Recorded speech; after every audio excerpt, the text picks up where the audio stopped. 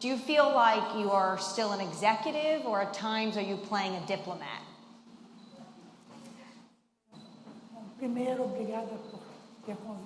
First of all, thank you for giving me the opportunity and for how much you deliver to the public and how much you contribute the society. It helps people to introduce themselves in a more concrete way. Yes, I started at Petrobras 22 years ago.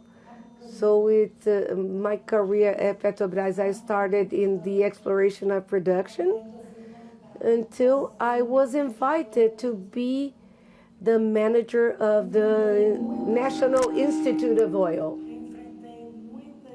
I faced several diversities in terms of roles in my career and very exciting moments with regard to the politics in Brazil and at Petrobras and of Brazil as a whole. So in the oil area, I was a manager when they discovered pre-salt. So, and that changed the exploration and production of oil in Brazil. And now I was happy enough to go back to this place. And this makes me very excited because when you start at a company at 22 years old and then years later you become the CEO of the biggest company in Brazil, it's very gratifying. But this issue regarding diversity and geopolitics is relative in the case of Petrobras because we deal with projects of very deep waters. So they're not projects that happen overnight. They're not projects that you can just turn the page and change completely the direction. They are projects that take years to be managed. And they bring to us some continuity and some stability in terms of operations. So we need to look forward and think what's going to happen now in this area and how oil is going to be part of this mix of energy in the world. And we've been working in that. So we continue with oil, we continue with stability at Petrobras towards the exploration of what we have of best in this country, which is oil as the first export product for Brazil. But also we look at the scenario and we say, I need to do more things and I need to provide more energy because Brazil needs it. So this is how we see it right now. When you look at the challenges, though, right now, you have the President of the United States put 50% tariffs on Brazil. Is it an opportunity or is this a big challenge for you? No caso da Petrobras, a gente exporta muito pouco.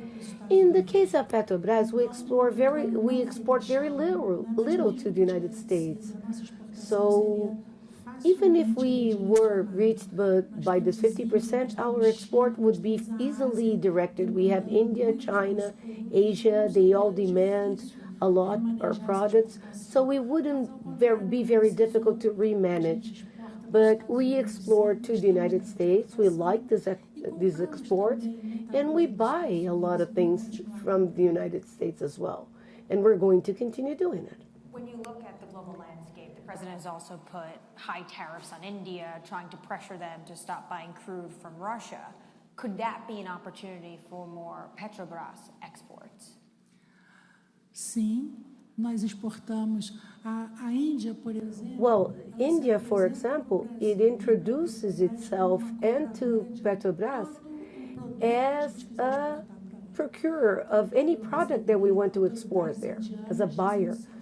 So we usually say, no, the Indians say you are increasing your oil production, your production of derivatives, and anything that you want to export more, we will buy. You know, Asia as a whole also buys from us. We export, for example, a bunker with 24% of renewables to Asia. And every ship, every vessel that we send to Asia sells a lot, you know, with high percentages. And so we keep looking at that and looking at this industry that is going to continue being relevant for the next 2-3 decades. This is what we believe. So, and at the same time, we need to ensure that energy transition needs to take place in Brazil and that we need to be part of that and we need to deliver to that as well. We're exempt from a lot of these tariffs, but have you seen an impact on the supply chain? Have costs gone up? Have projects been delayed? Supply chain tem sido uma questão, sim. Supply chain has been an issue. For example, we had goods that are not shelf goods, and these goods need to be requested in advance in several of our projects, and we have seen some delays in delivery. So, for example, things that we expected to ensure 2 years for delivery times are reaching like 3 years. So this impacts some of our products as well. But I think that Petrobras needs to anticipate with itself with regard to these demands, you know, so that we can be more and more agile for the market. President Lula is going to be convening the BRICS nations next week to decide potentially how they're going to respond to this tariff regime from the United States. What are you hoping Brazil's response will be? Eu espero sempre acordo. I also expect an agreement. I always expect peace and calm waters to navigate and to avoid conflicts. So I think we've been managing Petrobras, avoiding conflicts. We've been managing with a lot of conversation, a lot of dialogue, both internally and externally, and we believe this is working. So what I expect from President Lula is that he does his best, and he does what he can do best, which is having good conversations and reaching agreements. Yes, okay, so you expect that it's an agreement. At the same time, though, tariff rates will be higher, regardless, even if they come down, whether it's Brazil, the president has struck a number of deals, the UK, the European Union, Japan, South Korea, and rates are higher, most notably most countries 15%. Do you see that dampening global growth and thus impacting the demand for oil around the world? Acredito que sim, né? I believe so, because when gigantic countries like China and India deaccelerate their growth, of course it impacts on global chains as a whole. And in the case of oil, it is the same. So we need to face a scenario with lower prices. Last year in our strategic planning, we were counting with the price of 83 per barrel. Now we are working with 65, you know, so that is $18 less per barrel. So of course that has an impact. It has an impact in what we expect from the future. It has impacts in our investments. But once again, what can we do? You know, we will do what all the oil companies will do. We're going to get adjusted to this new reality. Settled today at $69 a barrel. What happens if it goes below 65? Nós vamos ter que nos ajustar patamar menor do que 65. Yes, we're going to have to reach a standard that is lower than 65, and I believe that it's going to be around that. A lot of people are saying, what if it's 50? Sincerely, I do not believe in that, but we need to think that it's possible. When we build scenarios that depend on the price of oil, we have either one or another approach.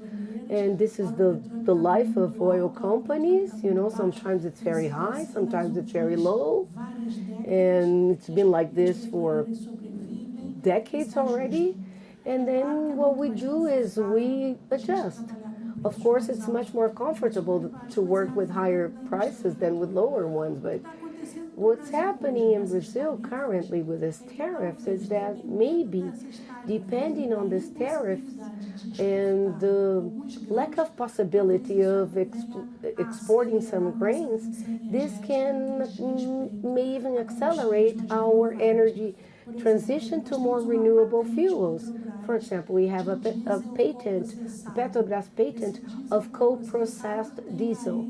This co-processed diesel has 5 to 10% of vegetable oil in its structure, and it can reach 5% depending on our efforts. But the fact is that if we have too much grain left in the country, it's going to help the co-processed diesel. So I think that this co-processed diesel, I think it's something wonderful done by Petrobras, responding to the demand of energy transition. So it's something, and it's a fuel so perfect that you can only notice the difference using carbon-14. So only with carbon-14 you can distinguish the diesel from the fossil molecule to the molecule that is fruit of a vegetable oil that has been recently extracted. So, and this is feasible to be done, and we're going to put that in the market. So if we have too much grain left, what's going to happen is that we're going to accelerate this transition. And instead of doing diesel with 10, we're going to do diesel with 20%. We're going to do more bankers with renewables. We're going to do more SAF, sustainable aviation fuel. So $65 a barrel. So when you look at the oil and demand outlook, you think we'll be in a glut by year end? Is that fair to say? Quando a gente olha a demanda futura do petróleo, when we look at the future demand of oil, we have several estimates, and none of them are converging. We look at our own estimate. We see that our product does have space in the market. We see that we are investing in more refineries, and during this period we're going to put 200 more barrels of diesel in the market per day. So this is going to diminish the imports of diesel. So our estimate of demand is anchored in the domestic market, which is our market. Petrobras has been in Brazil for 71 years, and we understand very well this market. We know very well this market, and we know where the Brazilian demand comes from, and we are always willing to address this demand of our society. You mentioned renewables. You once said you prefer molecules over electrons. Do you still feel that way? Acredito que sim, mas eu divido. Yes, I believe I still do, but I divide that in future periods. Like, for example, for the next 10 years, yes, molecules. So I think that this year we're probably going back to ethanol, investing more co-processed, and investing more in putting more co-processed diesel in the market. We're investing in biogas, biodiesel, so we're creating more molecules than electrons. And this is going to be like this for the next 10 years. But that does not mean that we're not doing anything about wind and photovoltaic and solar. So we have projects of solar, we have development projects of wind energy. We were with ethanol in the wind and in the solar. Petrobras left that space last year, but we're returning. But we believe that solar, wind, and hydrogen will be more important for us as of 2035. So we are dividing this future to 2050 between the next decade and what comes after the next decade. So to say, as of 2035. So till 2035, molecules for sure will be our priority. As of 2035, then there will be a conjunction of several types of energy. what else are you investing in when it comes in renewables? I think you're putting about $16 billion worth of capital into renewable energy. Yes. Sim, a nossa expectativa é de investir. Our expectation is to invest $16.5 billion in renewables. That means that we will accelerate the investment in renewables, and we have some very competitive projects and some that are so competitive, as competitive as the production process of the Campus Bay. So these projects have to do with ethanol, with biogas, with coal processed, and with the expansion of our refining park to produce more coal processed. So we are implementing a refinery in the southern region of Brazil to produce 100% renewables.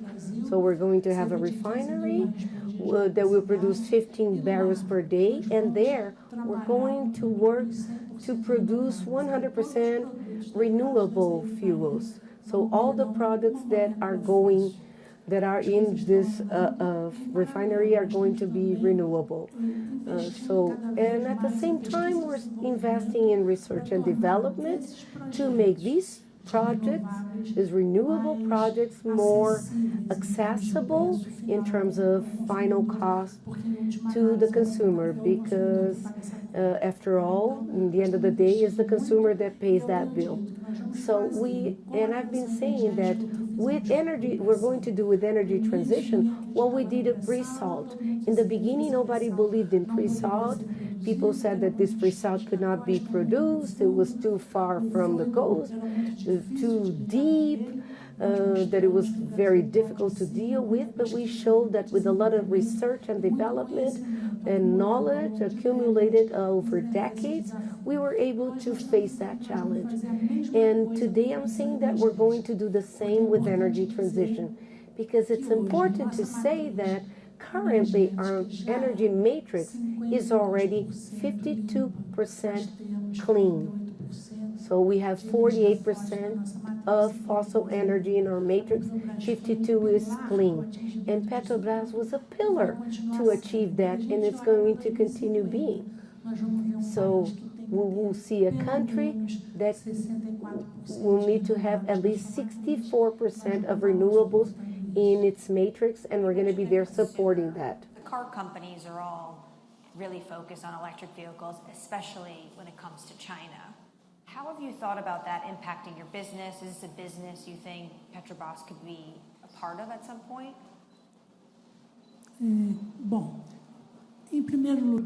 Well, first of all, I believe that Brazil is a case study for this scenario. We have a country that from north to south is bigger than the distance from Lisbon to Moscow. From east to west is also bigger than Lisbon to Moscow. So we are a continental country of continental dimensions. And so we ride places, we move on wheels, so I particularly believe that, and I would believe much more on a hybrid than a 100% electrical vehicle. So I think that in Brazil we're going to have a hybrid, the hybrids that will be highlighted more and more.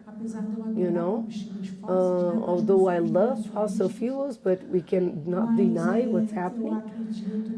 And I think that we're going to have a demand for hybrids in Brazil, and this is going to postpone somehow this electrification, this 100% electrification. And when we look at this 100% electrification, when it comes, it's going to come first for light vehicles. So we have heavy vehicles, and this is much more difficult to face in terms of electrification. So when we look into the future, we believe that this fossil demand is going to be present for some decades. You can't deny what's happening, and that leads us perfectly to just talk about for a moment COP, Brazil is going to be the host of COP30. There's a lot of criticism from some that Brazil wants to be a leader in climate, all these climate initiatives, but at the same time, a company like Petrobras is going to be starting a new frontier at the Amazon's basin. How do you reconcile these two? Essa talvez seja a pergunta que eu mais respondo. Essa é a pergunta de todos os dias, né?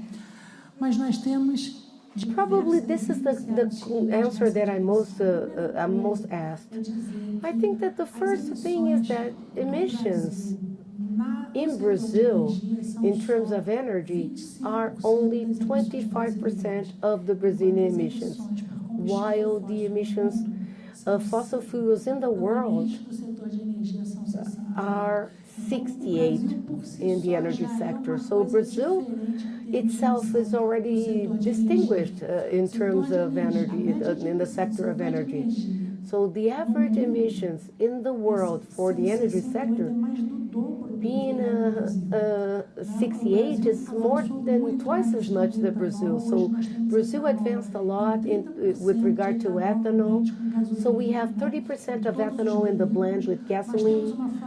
We have a flex fleet where the driver can choose at the gas station what is the most cost-effective fuel and which one he's going to choose. If he's going to use only ethanol or only gasoline or 50-50 or 70-30. So and also we have biodiesel. So I think that we are advancing, and we are advancing very quickly into this energy transition. And in addition, our oil produced, it has very few emissions. So when we look at the amount of emissions of CO2 of the Brazilian oil, we see that if we stop producing right now, if we simply stopped and decided to produce no barrel at all and only import it, because the internal combustion engines are going to continue existing, we would be polluting much more than we are polluting producing the things that we produce here in Brazil, simply because our oil has less emissions.